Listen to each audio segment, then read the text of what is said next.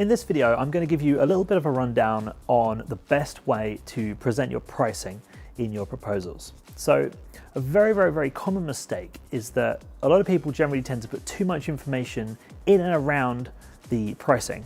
And instead, what you should do is try and keep those two things separate as much as you possibly can. So there's a really good reason why you want to do this. So when somebody's reading what they're going to get, they're thinking the future, right? So they're thinking, what's this going to do for me? How's my life going to be different? How's my business going to be different? They're thinking of all the positive things, right? What you do not want to be doing is distracting them with pricing. That's why you keep your pricing away from your product info. But people also do things wrong the other way around as well, in that they bring in the what they're going to get part to the pricing. Do you know what I mean? So they bring it both ways, and you really want to just keep that completely separate. So when it comes to presenting your pricing, specifically in Better Proposals, you've got your pricing tables which lay everything out.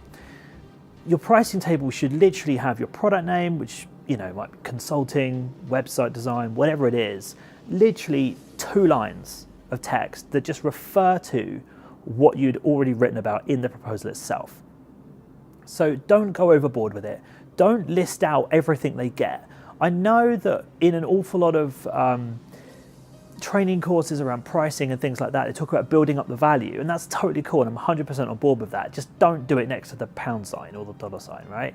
Just their mindset is totally different when they're learning and when they're analyzing, right? So just keep it separate. I want to go over a couple of other little things that you can do here. So one of the little features that we've built into the pricing table is optional products.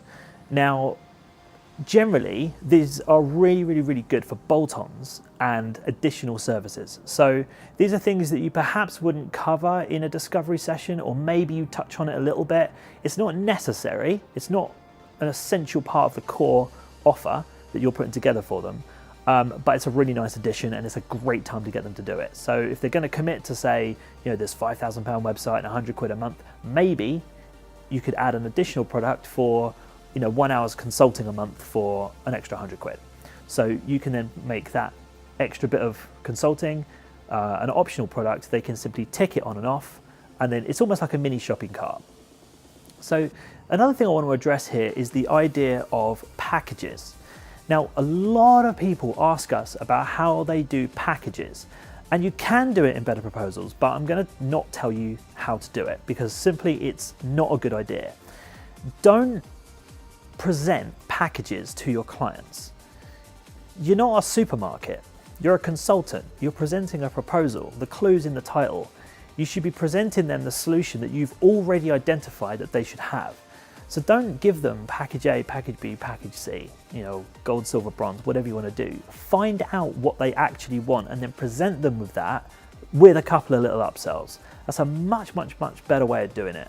And if they do have any pushback on it, they'll push back on it. If they want to work with you but the price is too high, they will come back to you and they'll say, listen, it doesn't work, can we reorganize it? And at that point you can bring in your cheaper package and readjust the pricing accordingly. So I hope that's given you some ideas on your pricing. So to summarize, keep your product info and the actual pound amount or the dollar amount separate.